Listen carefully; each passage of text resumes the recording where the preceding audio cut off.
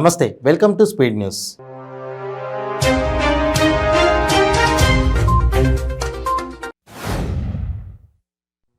నగరంలో నూతన సచివాలయం ప్రారంభోత్సవం సందర్భంగా రేపు ట్రాఫిక్ ఆంక్షలు విధించారు.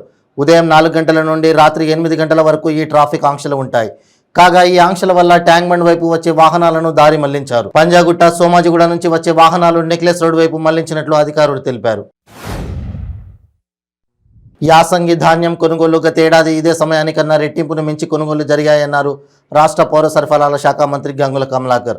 ప్రకృతి వైపరీత్యంతో అల్లాడుతున్న రైతన్నలకు పూర్తి స్థాయిలో అండగా ఉండాలని అధికార యంత్రాంగానికి దిశానిర్దేశం చేశారు. అవినీతి ఎమ్మెల్యేలను బర్తరఫ్ చేయాలని ముఖ్యమంత్రి కేసీఆర్కి వైఎస్ఆర్టీపీ అధినేత్రి షర్మిల బహిరంగ లేఖ రాశారు. దళిత బంధు స్కీమ్లో 3 లక్షలు తీసుకున్న ఎమ్మెల్యేల లిస్టు బయట పెట్టాలని డిమాండ్ చేశారు. ఎమ్మెల్యేలు అవినీతికి పాల్పడ్డారు అని స్వయం ఒప్పుకున్నారని, ఎమ్మెల్యేల అవినీతి చిట్టా తమ దగ్గర ఉందని చెప్పారని అన్నారు. సంగారెడ్డి జిల్లా జహీరాబాద్ నియోజకవర్గంలో కుండపోత వర్షం కురిసింది. ఈదురుగాలులతో కూడిన భారీ వర్షం రావడంతో మామిడికాయలు రాలిపోయాయి. మొక్కజొన్న, చెరకు పంటలు నేలకూలాయి. చేతికొచ్చిన పంట నేలపాలు కావడంతో రైతన్నలు లబోదిబోమని రోధిస్తున్నారు. ఏలూరు జిల్లా నూజివీడు సబ్ డివిజన్లోని ఆరిగిపల్లి నూజివీడు రూరల్ పోలీస్ స్టేషన్లో జిల్లా ఎస్పీ మేరీ ప్రశాంతి ఆకస్మిక తనిఖీలు చేశారు. పలు రికార్డులు పరిశీలించి పలు కేసుల పూర్వాపరాలు అడిగి తెలుసుకున్నారు. నూజివీడు సబ్ డివిజన్లలో అంతా ప్రశాంతంగా ఉందని, ఏదైనా సమస్య ఉంటే నేరుగా తన వద్దకు తీసుకురావచ్చని అన్నారు. సమాజంలో అంటరానితనాన్ని రూపుమాపి అందరూ సమానంగా జీవించడానికి ఎంతో కృషి చేసిన డాక్టర్ బిఆర్ అంబేద్కర్, జ్యోతిరావు పూలే, బాబు జగజీవన్ రామ్ను గుర్తుంచుకోవాలని, ఆ మహనీయుల ఆశయ సాధనకు కృషి చేయాలని గూడూరు నియోజకవర్గ ఎమ్మెల్యే వరప్రసాద్ కోరారు. ప్రజా డాక్టర్గా గూడూరు డివిజన్లో డాక్టర్ సిఆర్ రెడ్డి గుర్తింపు పొందారని, పేద ప్రజలకు విద్య, వైద్య విషయంలో ఆయన అందించిన సేవలు మరవలేనివని స్థానిక సంస్థల ఎమ్మెల్సీ మేరీగా మురళి వెల్లడించారు. గూడూరు పట్టణంలోని డాక్టర్ సిఆర్ రెడ్డి నివాసంలో ఆయన కుటుంబ సభ్యులను ఎమ్మెల్సీ పరామర్శించారు.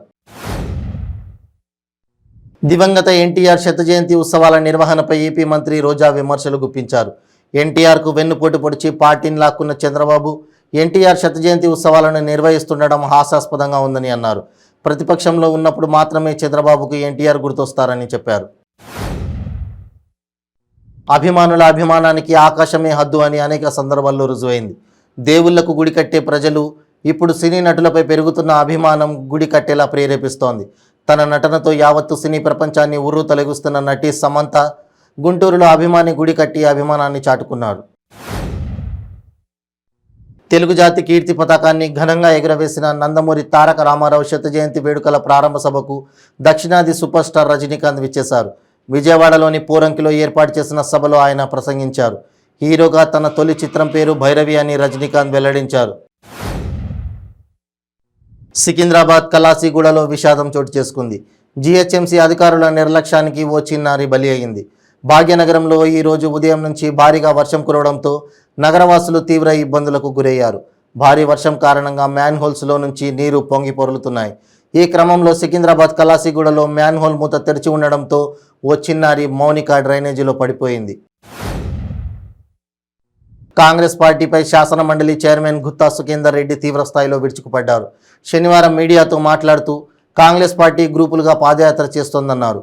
కాంగ్రెస్ పార్టీ నిరుద్యోగ నిరసన సభలో ఎన్నడూ కలవని వారిలా ఆలింగనాలు చేసుకోవడం ఏంటి అని విమర్శించారు. హైదరాబాద్ సహా తెలంగాణలో పలు ప్రాంతాల్లో వర్షం దంచికొట్టింది. దీంతో పలు ప్రాంతాలు జలమయమయ్యాయి. ట్రాఫిక్ నిలిచిపోయింది. విద్యుత్ సరఫరాకు అంతరాయం ఏర్పడింది. విదర్భ నుంచి ఉపరితలం ఆవర్తనం కొనసాగుతోందని, దీని ప్రభావంతో కోస్తా, రాయలసీమల్లో వర్షాలు పడే అవకాశం ఉందని వాతావరణ శాఖ పేర్కొంది.